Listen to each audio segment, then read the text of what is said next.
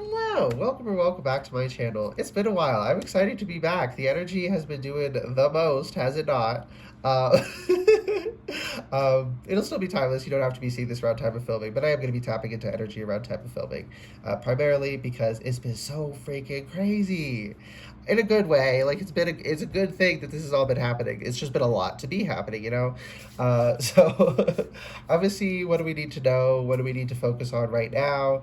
Um, Again, it can still apply later, but the focus primarily is around type of filming. So heads up on that with the way I speak. Okay, so yeah, timeless general, take what resonates, leave what doesn't. Whenever you find this, if you resonate with the energy and it makes sense for you, that's perfectly fine. Consult your own intuition, so if you get an intuitive hit during the reading, take that into account when interpreting your reading, and practice your discernment always. Additionally, I channel in radical honesty, so if you're not here in radical self honesty, personal responsibility, and accountability, then this is not the channel for you. Okay, suddenly I'm very parched. My nose is like closing itself, so I sound a little weird. And I'm gonna have to breathe through my mouth. Oh my goodness, what is this energy? Spirit, what do we need to focus on right now? What are the, yeah, what do me and my collective on YouTube here need to focus on right now?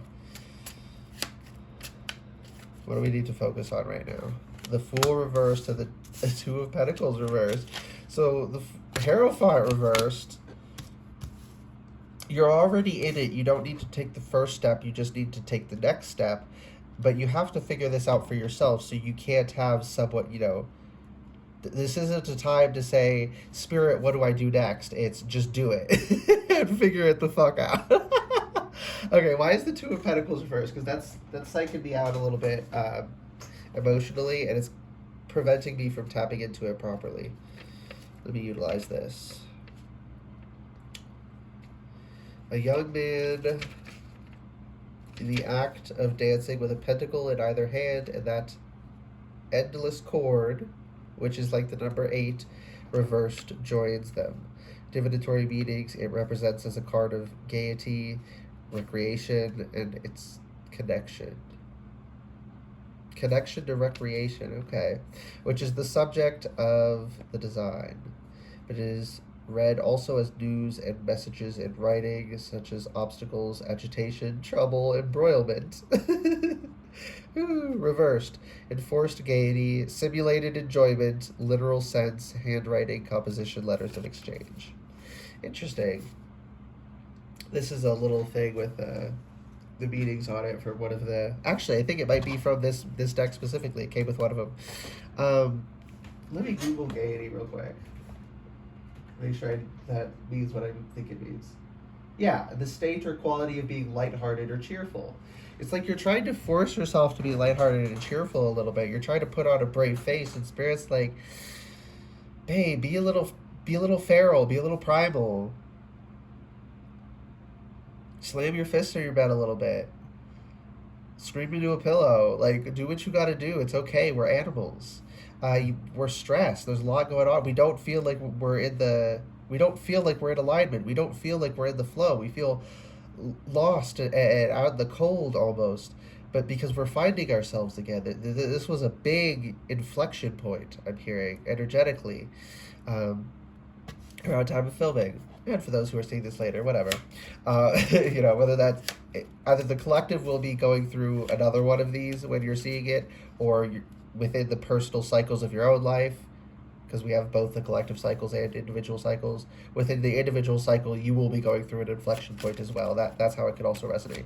But whatever the case, we're in it. We already started.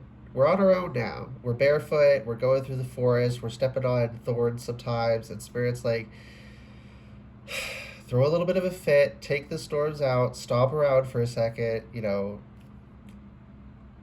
make vocalizations of exasperation, and then breathe, look down, and watch where you're stepping so you don't step on another thorn. Pay attention to, if you find a game trail, maybe follow that. Sometimes you have to pay attention to notice a game trail. A game trail is, they're trails that prey animals use to move through places. They wear them down, you can see it. Especially if deer use them, they're quite easy to follow in my experience. I'm sure it would be that way. Depend if you have anything large that uses it. But anyway, um, yeah, there's pre-existing grooves. Feel free to try them out. If they don't work, it's fine. But maybe see where they take you. Maybe go on a little adventure. Oh, my nose is messing me up so much. Um, yeah, yeah, just see where life takes you, kinda. Let yourself be free to go with the flow. I just heard. Don't try and pretend. Find actual lighthearted cheerfulness. You know, the sudden gaiety of children's laughter. Okay, merrymaking or festivity, entertainments or amusement. That's a dated use of it. Okay. I mean, though, when we're working with energy this way, are we not constantly tapping into the past as well? Like our ancestors and shit, they lived at a different time. They're going to communicate a little bit differently from us. That's just the human ones. Y'all, I work with pre human ancestors. We got ancestors going way fucking back in many different forms. But they're all our ancestors, literally. And some people, they struggle to process that after so many greats, one of our grandmothers could look like a shrew. I guess our grandfather of as many greats would also look like a shrew. But that at some point in our lineage, our ancestors were being born to and as animals that looked completely different from us, but they are still part of us. We literally can't separate ourselves from our lineage. It's also kind of fun because the way humans, we are a this beautiful synthesis of physical and spiritual. We have our physical lineage that we can tap into, like I can tap into ancestry or genetic biological ancestry going back way before humanity. But then we also have our sort of spiritual lineage, as in, because you're not locked to a species or a genetic lineage within a species with regards to reincarnation or whatever. So you could be different species, you could be. So we're going to have different physical ancestors in each incarnation. So we carry with us, energy and lessons from our past incarnations as our soul, so to speak, the incarnations of that. The visual I'm getting for this is like a grapevine, and then each incarnation is a bundle of grapes coming off. And when they're done, they're done. But then a part of us continues on. And a part of that physical cycle continues on as well if we reproduce. Um, you know, we don't even, I don't even think we really need to reproduce. Just our species needs to continue for that physical cycle to keep going, because our genetics are mostly shared anyway between one another. But anyways, it's the physical and the spiritual, and they're happening. They're both happening, but they're like separate, but they come together in this beautiful union, and I can feel both at once. It's very weird, right? Because my physical ancestry, I've not always worked with. My soul has, so to speak, has not always worked with them. I'm working with them now because they are my direct ancestors biologically. And that's so cool. I don't know how to explain it. I hope this is making sense. But yeah, Spirit's telling you. 8:48. Oh my goodness. But I started laughing because there's that Doja Cat, I think. Get into it, yeah. Get into it. Get into life. Being human. The heart energy, the heart chakra, if you so wish to call it, is so human because it is the synthesis. It is the midway point between the physical and the spiritual. We're not just one or the other. I think I already said about mix it all together and you get the best of both worlds. If I did it, I meant to. The Hannah Montana theme song. Judgment. Wake up.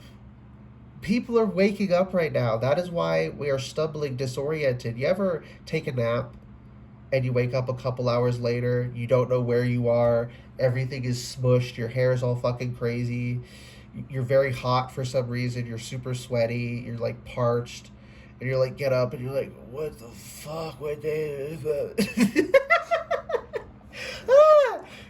But it was the best fucking sleep of your life, right? That's why it's so disorienting. Similarly, This is so good for us. I'm seeing us getting power washed energetically. um, it's so good for us. It's because it's washing away so much bullshit that we don't know how to orient ourselves because we're just seeing things as they are. And like that's we're barefoot in the forest and we're stepping on thorns occasionally. And Spirit's like improvise, adapt, overcome. Okay, that is what we do. That is what our ancestors did. That is what our spiritual predecessors did. Our own past incarnations did, assuming you're not a first timer. Yes, souls are different ages. Some people don't like that. They truly need to get the fuck over it because that is how the world works. Spirit, yeah, not everyone has had the same number of incarnations. They just haven't, and it's okay.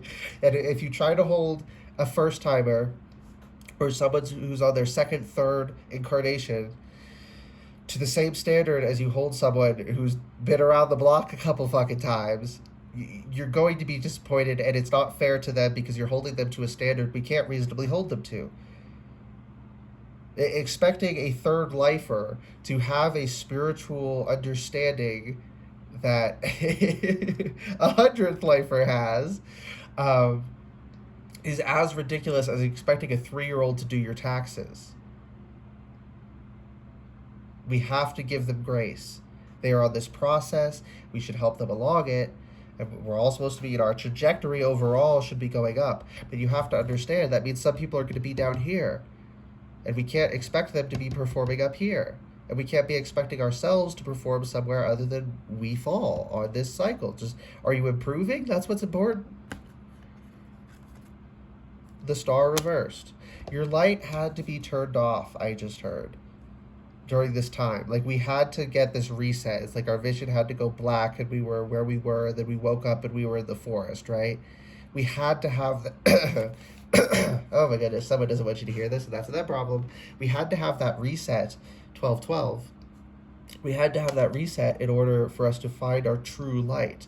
It's like there was this iridescent false light that we were picking up on. Like we put a filter over the light to make it shine a different color. And we weren't seeing the real thing. We weren't seeing our authentic self. There's nothing wrong with playing around with light filters sometimes, but it's like, use the tinted glasses for a little bit and then take them off. Don't leave them on all the time.